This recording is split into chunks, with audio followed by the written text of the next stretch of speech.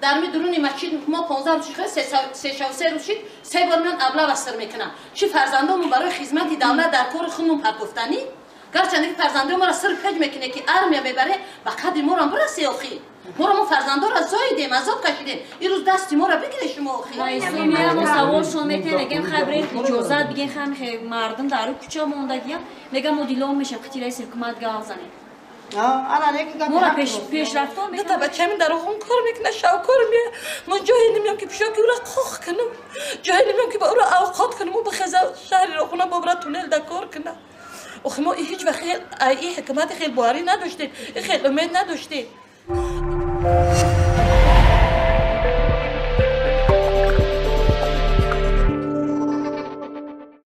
ما 31 سال شکی در همین منطقه زندگی میکردیم پس 31 سال همین سال 3 اپریل همین حادثه به سر ما روی داد ما 3 اپریل همین گل و گودک نگرفتیم گریختیم خیلی به کوچه ها و ادیرو و ایسوس خیلی گشتیم 7 ساعت دقیقه بارون استادیم پس 7 ساعت خیلی بر رئیس حکومت سراز رئیس حکومت اومد گپ راست که خیلی نگاه کرد اون سیل پله برابرمون اومد نگاه کرد او همجا گفت خیلی برای گفتک در مسجد جاشون کنه اومدیم در مسجد اینم جا گرفتیم اینا 15 روز میشود 15 16 روز که در همین مسجد خوبیم 24 بنایم هر یا بنایم در اویلمون 3 تکلنی 4 تکلنی و 4 گودکی 5 گودکی زندگی میکنه در 15 روز ما در این مسجد خوبیم خیر رئیس حکومت اولی که روز اول یک بار اومد خبرمون گرفت رئیس جماعت 2 بار اومد خبرمون گرفت همین کلاش درون کرده رئیس حکومت برمت برد ما در دیگه نهیه‌ها دیدیم رشت مثال تاجیک‌آباد پامیر فرو میرفت نه دیگه جاها کلوب میدیدیم رئیس حکومت غمخوریش بسیار بود ما را وقتی که خود خامبید یگان میدان دقت نکردیم اولی دو گفتن زنده باشه امام علی رحمان نگهمون میکنه هم خیلی چون این سخنای ما در رئیس جنوب نمیرسه چون خیلی که اینا 15 روز میشه تبادل ما نمیرسه ما رفتیم پدر 2 روز پیش رئیس حکومت رفتیم رئیس حکومت میگه توقت کنه بیسته میگه ممکن که میگه خی جواب ای بالا بیا جوتون میتم 3000 سومون آخه من در 15 اهالی باید من جو کنم در 15 آدم آخه من چه 3000 قطعه با اور خونه کنم و بشینم ما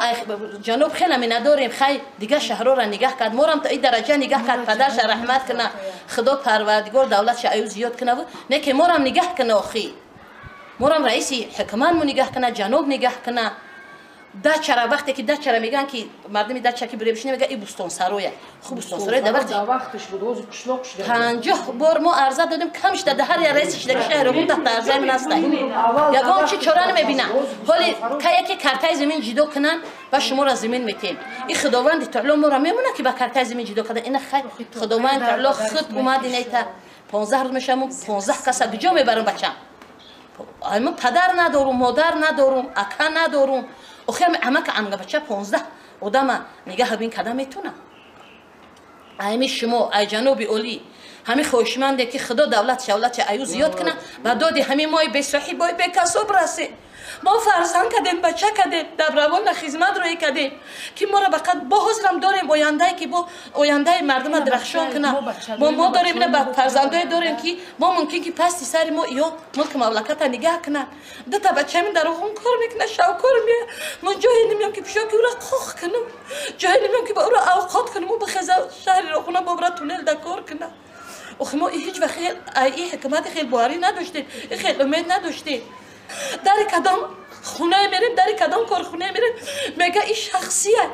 این بایا گرفتنی را شخصی کردن کام بغلا که جا بروه در می درونی مسجد ما 15 روز شد 3 روز شد 3 بار من ابله وستر میکنم چی فرزندامون برای خدمت دولت در کار خودمون پرداختنی گرچه که فرزندام ما را صرف فکر میکنه که ارمیا ببره به قدر ما را برسه آخی ما فرزندا را زاییدیم عذاب کشیدیم این روز دست ما را بگیره شما آخی میاتش من اجارهشین بودم در همون جا هم دانشگاه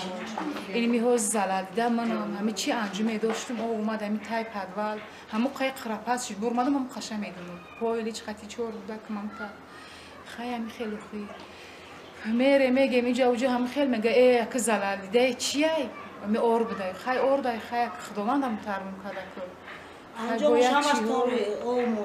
خونم چی چیزی داشتم هم از زندگیم نمونده. اینا 4 بوده که مکتب خوندم در بدر روز دم چی شب در خونه خالم بوده که کوم مکتب باقی بخوی خونه خالرم خونه خشت بود که تیار می‌کرد. یا شوی که داشت پاسولا دادم نمیتونه دیگه نه خونم دخترم میتونه هیچ چیز نیست سلامتیش خوب نیست او را ما کسالی بونی کردم همه همسایه همه خیلی زلال دیدن میگن نه اونجا جای استراحت بود چه هفته خریدیم شیشته $10,000 ما خریدیم اونجا رو سرو کتمش هیچ شده هیچ شده نمیخریدیم وقتی که ما آمدیم همینجا خونه ساختیم همین دایره یک دایره میده بود یک دایره میده بود خیلی حالات فوق‌العاده اومد همین خیلی منکر ما گجوری خود اومد از خونه ما پاک زکافی داد تا من حالت زندگی کردن در همینجا نیست من در مکتب طلبه مکتب دارم کارگر دارم من چیکار کنم کارگر میبینم من در مکتب همین چیزی به اصل طلبه کارگر خود رفتن نتونه جور نباشه من گجور اومد رئیس میام سوال شما میگم خبر اجازه بگین خیلی مردم در کوچه موندگی میگم مدیران میشه خیلی رئیس حکومت گاو زنه انا لیکن پیش رفت